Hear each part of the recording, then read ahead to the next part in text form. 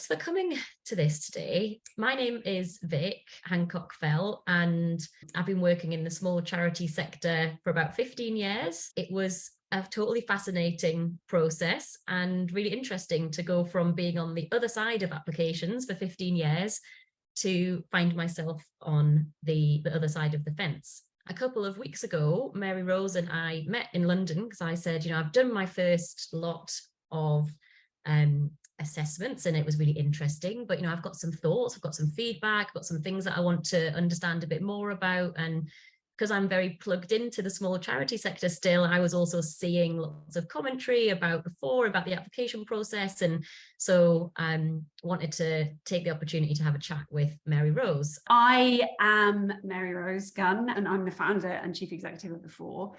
And the reason why I founded the organization was because I had, back in 2012, I'd had about 5 years of experience in the sector.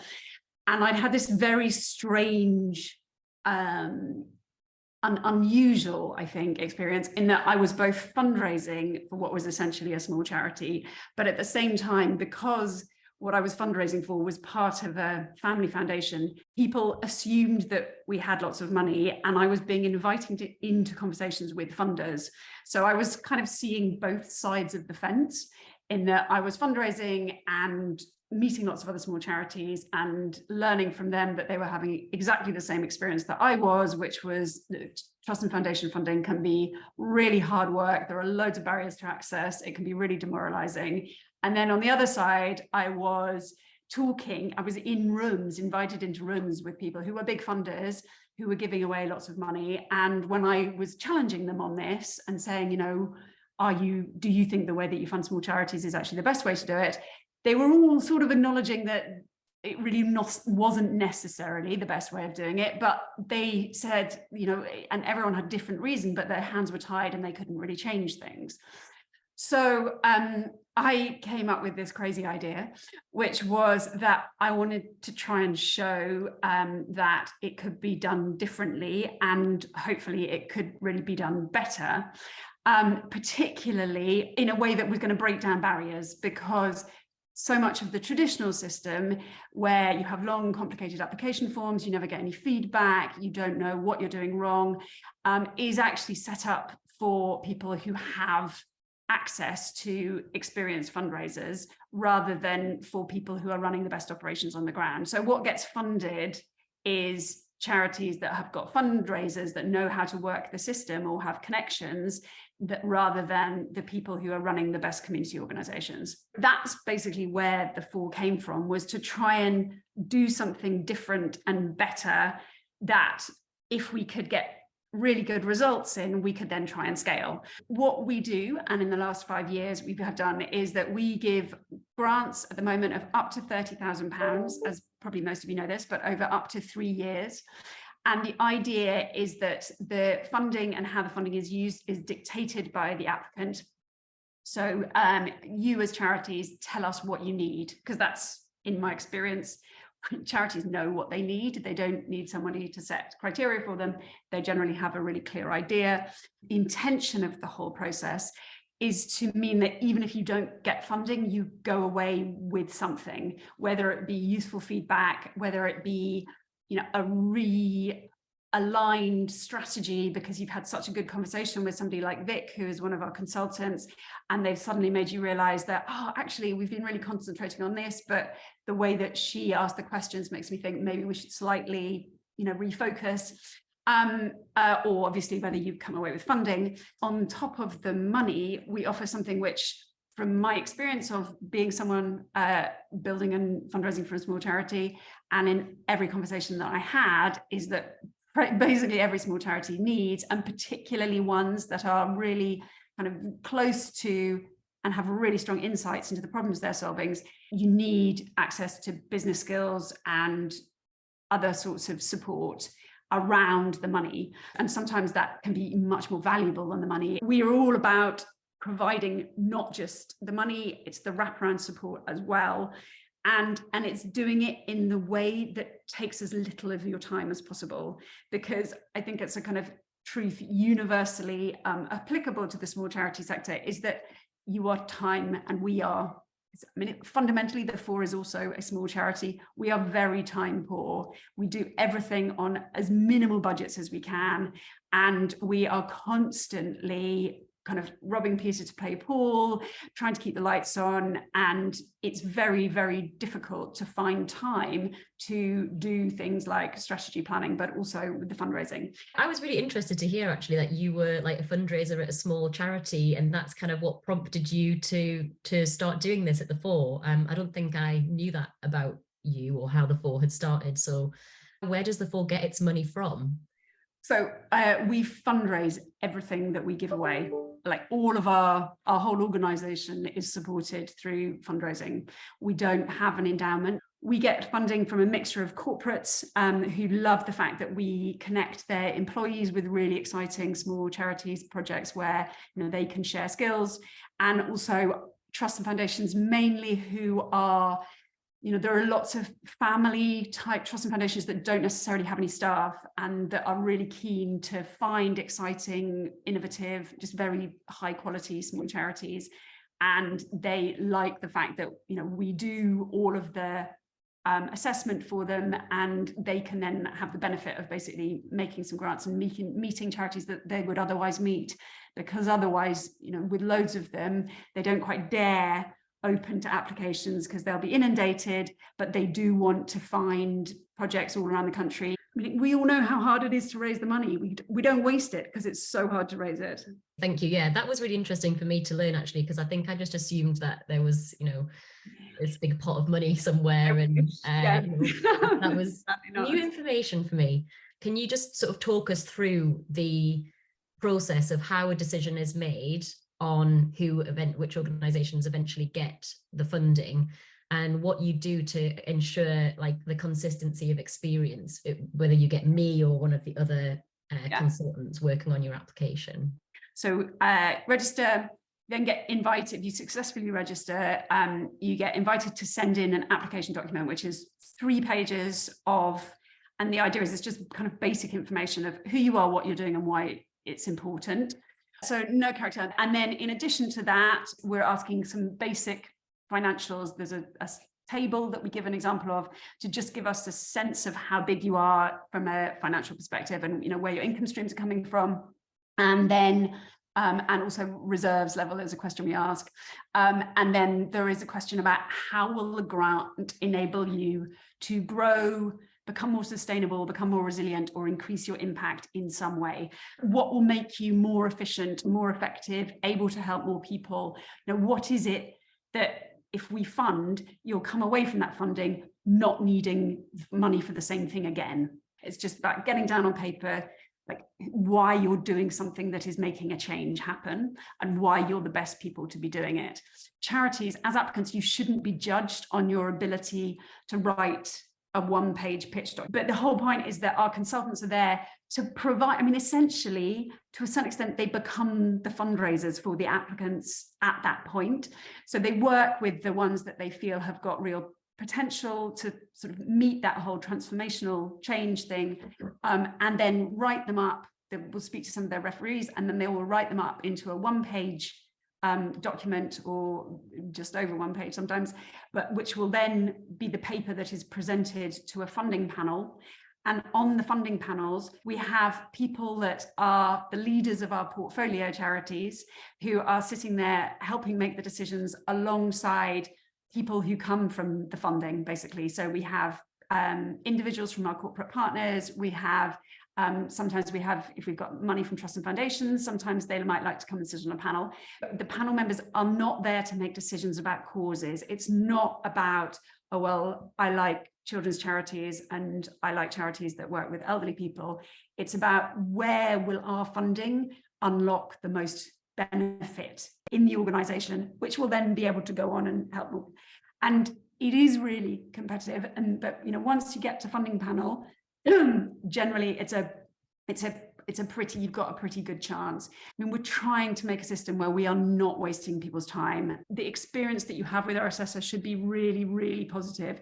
Even if they're saying, I'm sorry that I don't think I can take you forward, I don't think this is right, you should have had a useful conversation that is helpful to you. It's an objective interested, caring observer who's got some knowledge of strategy or the sector or both, that is going to be something that you enjoy. You're intended to enjoy the conversations with the consultants. Just a quick follow-up question. Thanks, Mary Rose. Michaela had asked, why is the application document 3 pages if you typically see the trend of someone asking you to send a 2-pager? Was there a reasoning behind allowing that extra page? The extra pages for the money and the transformation, the bit about how, you know, how you're going to grow or scale or become more sustainable. But you can send us 2 if you want to send us 2. It doesn't have to be 3. You know, it's no secret that the Fore is obviously really oversubscribed, because it's one of the only, if not the only, funder who's specifically providing unrestricted core multi-year grants, and specifically looking at smaller organizations and that kind of funder plus model of providing that pro bono support. You know, it's what we all desperately want. So obviously it's very oversubscribed, and therefore the success rate is low. You had a really interesting response to that really like shifted my perspective. In each funding round that we run, we have a certain amount of money to give away, which depends on how much we've fundraised, basically. And we take, and the number of applications we take depends on how much money we've got to give away, how many grants we can make. So, and we do take a lot of applications for, you know, compared to the number of grants we give. So this is sort of 2 parts to this question, Vic, sorry. So one is the registration, the second is this bit, which I'll answer first. But for me, one of the reasons why we do have to take a lot, and why I'm so keen that, and we work really hard to make sure that our consultants are adding value at the ideas testing phase where people have meetings with them, is because we are really, really keen to get money into grassroots organizations that don't have connections, that aren't particularly experienced in fundraising, that don't have confidence necessarily in themselves, or they don't have the confidence that they should have because they're doing amazing things. And we find that unless you look at a lot, those are the ones that you don't see. You know, if we were to restrict the number of applications that we looked at, we wouldn't get to see exactly the very ones that we really want to find, because, you know, there are so many charities with really good fundraisers, and you are brilliant, and I'm nothing against fundraisers, I am a fundraiser, but you know, you're very good at getting in there first, and we just want to make sure that we also have space for the ones that are just a little bit less confident, who are thinking, oh, well, maybe, you know, I've been turned down by so many people, maybe this isn't for me, but I'll just give it a try. So that's why we look at a lot, is because often the ones we really want to find, who are the sort of grassroots charities that haven't had success with trusts and foundations before, we need to have a wide net in order to make sure that we catch them as well as others. There's been some questions asked about, can we reapply if we're unsuccessful? And we replied in the chat there, yes, absolutely. What does the reporting look like? Reporting, monitoring and evaluation is verbal, basically.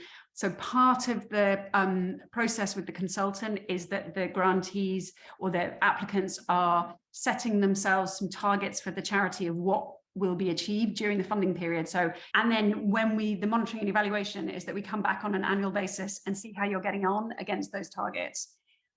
Almost by definition, what you're doing is, you know, you're trying new things, so they may well change, and we don't necessarily penalize you if you haven't hit, depends on why, but we very rarely, it's really unusual to not give second or third year of funding. It is verbal, it's on phone calls with us, and, you know, we write it up. So the idea is that there's very, very little weight on you. It's a chat, basically. Wouldn't it be easier to submit some of the questions in the document than be asked specific questions at the kind of assessor conversation stage? The thing is that the assessor can't really submit the questions in advance or because the questions that they will have will be very different for every different applicant. So there's some question about the feedback. So the feedback perhaps seeming a little vague or generic, and has it changed now? And if you don't mind me just responding to that a little bit, I thought that was really interesting because I did my first round in the summer last year, and I think it was just when you'd introduced the verbatim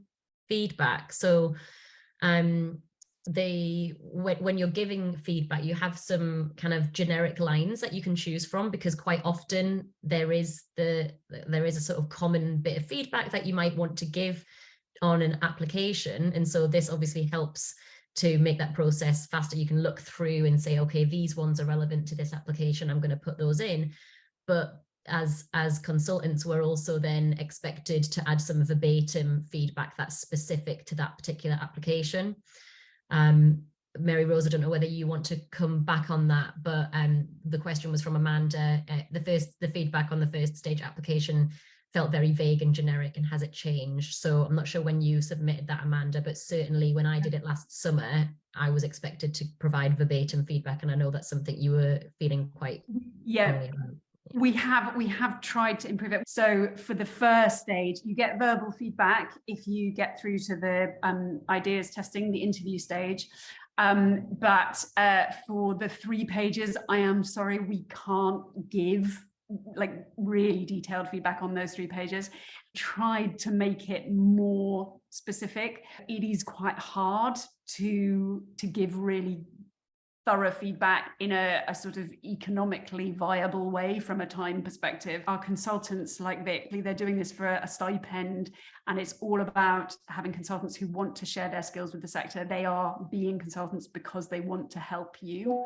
Don't spend too long on the 3 pages. It's about using what you've already written for other funding applications, using what you've written as your general, and the time that you spend thinking about what are we asking for the money for? What will the money unlock?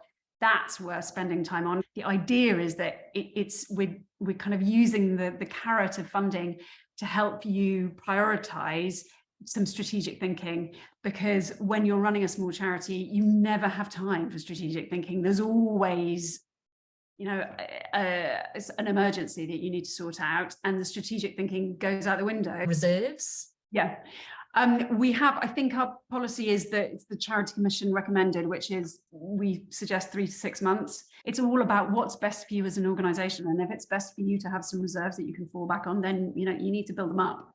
The Fore does consider and will fund applications from international charities. Many of these charities are trying to sort of shift their power to become more locally led. Just a question on how the Fore's kind of making sure that UK charities aren't being penalised for their impact being outside of the UK, with their impact being at their partner organisations. Just any comment on that? I think the international funding stuff internationally it's always a really difficult question. We do fund charities that are working internationally. Anything that is registered in the UK, any type of non-profit registered is eligible to apply. It's obviously much harder to do the due diligence in some ways on organisations that are having most of their impact outside the UK, but there's not. But everything is basically just taken on a case-by-case example. The last question then that had come through from the form before the session was, we were told that our application didn't demonstrate this transformative impact that you're looking for. What is this kind of idea of transformation and scale, and what is transformative enough? And I think that's kind of a question that is asked of you a lot, I would imagine, and that is quite difficult to respond to, but maybe we could just finish on that. And I can see a question's just come through from Gwen about transformative impact. What does it mean? Basically, we are trying to give funding that is helping to get people over a hurdle or to help them move forward in some way. So it's not business as usual. Basically, it's about it's the equivalent of the investment. If you were a small business and you were thinking, if only we've got customers queuing up round the block, but we don't have a big enough baking oven to cook 3 times the amount of bread. If only, and on the basis of the income coming in on a daily basis, we can't go out and buy the oven because it's going to cost us £30,000. You go to a bank and you say, look, here is my business, here's the business case, please can I borrow 30 grand to help me buy that new oven? And the bank will say, if you look sensible, yes, please. That's what we mean by transformative. What is going to enable you to do more and better of what you do? It's really, really tough out there at the moment. So my admiration and my respect and my thanks are with you all, because you are the ones who are keeping society going at the moment. So thank you. And I hope that we might be able to get to support you in some way. And I hope that, yeah, we can support more of you as time goes on. We want to be as good as we possibly can, and we want to support, you know, we are in and of the small charity sector, and we're here for you. So we want to do the best job possible.